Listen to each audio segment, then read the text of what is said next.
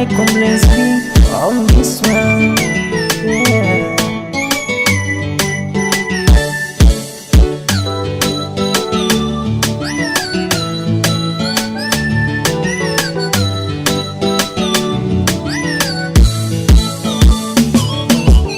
Dada yangu, we unaomba nini?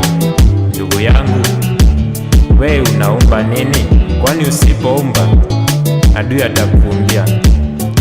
Hii atakachoumba hakitakupendeza. Tahadhari kabla ya hatari.